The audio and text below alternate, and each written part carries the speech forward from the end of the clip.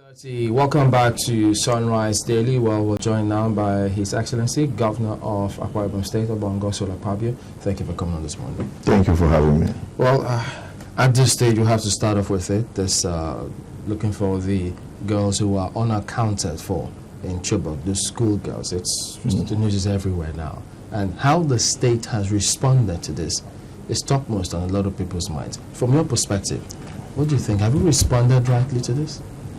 Well, it's not been easy.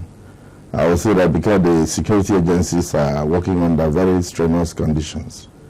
I think, to some extent, I think there's also been a lot of politics, embedded in the reaction that we are seeing all over globally.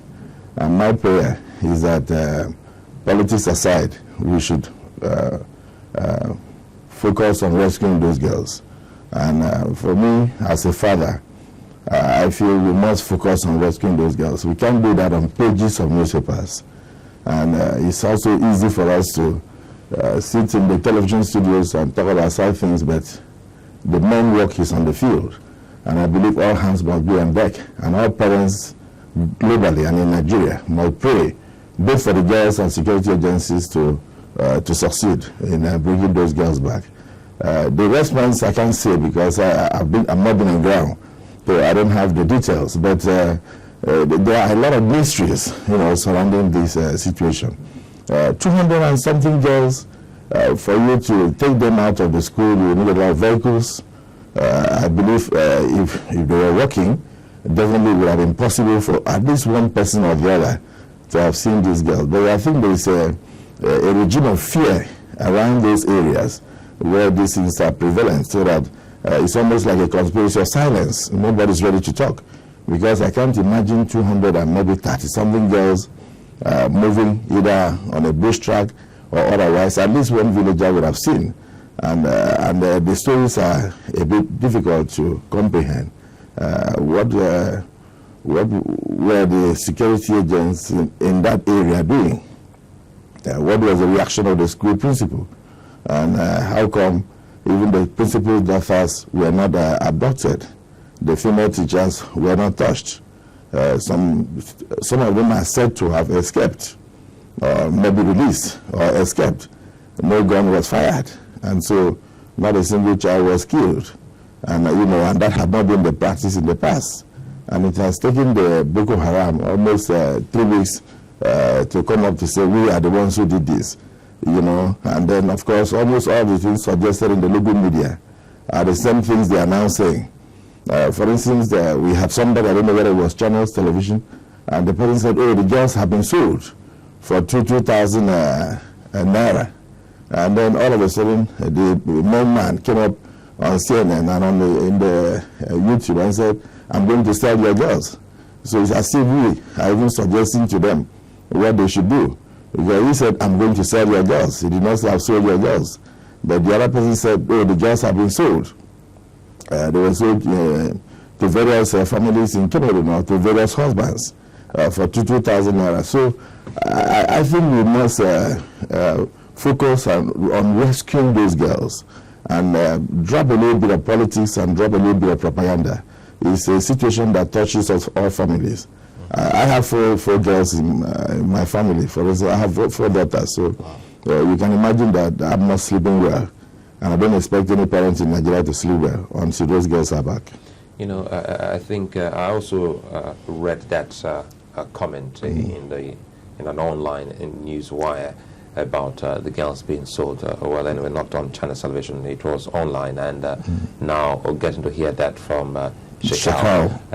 But the thing is, and I'm glad you also pointed out an issue, which is the exodus of these people being taken out. Someone would have seen it, knowing full well that that state is under emergency, so definitely we would have been able to see some people.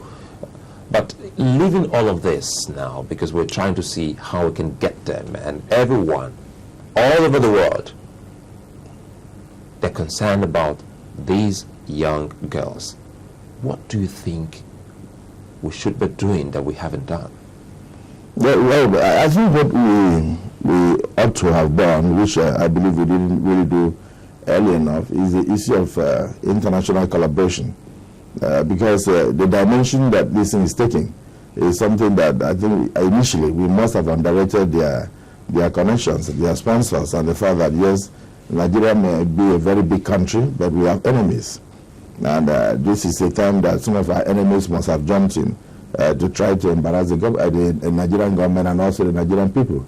So you see the dimension of Chad, dimension of Niger, and also the area of Cameroon and other countries around, and Burkina Faso, all the countries around. So I think one area I think we must focus on now is international collaboration. They must know that what affects Nigeria is only a function of time. It will come to them. Because we used to hear of these kind of things in Somalia. We used to hear of these kind of things in Libya. Of course, in Iraq, in Pakistan, in all those places. And of course, since they did not happen in Nigeria, we just felt it wasn't a Nigerian problem. So I know very well that there was hardly any Nigerian who lifted a finger to assist the Pakistanis, to assist the Afghans when they had this problem. So one area I think we must focus on, which I'm glad the president is now ready to plunge into, is the area of international collaboration. So I was delighted yesterday when I watched on television that yes, indeed, the United States government has offered to help and Nigeria has accepted. Don't forget that we ought to be an African giant, so it's not easy for us to accept that yes, we have a big problem, we need the assistance of the major powers. So that for me was very heartwarming and shows humility on the part of Mr. President that it is time now for us to accept any assistance from anywhere. And it shows serious concern that yes, indeed, wherever the help comes from, the focus must be, let us rescue our girls, and then we can discuss politics later. You know, we've also talked about how agencies, security now need to also step up their action, how we need to secure our borders. Your state is also a border state. Yes, and we are having problems. Already? Now of course, we are having a lot of piracy on the waterways. Don't forget, after the handing over of Bakassi is 1 hour from one of my local governments in Okobo, 1 hour by sea. Bakassi is much closer to Akwa Ibom than to any other state of the Federation. So we are just 1 hour away from Bakassi. And if Bakassi is now a Cameroonian enclave, that's where they are now using, the criminals are using to strike on the waterways. So hardly can we have fishermen now going out to fish and coming back home. Some of them are drowned, some are killed, and many of them are meant to pay all sort of fees before they can enter the water.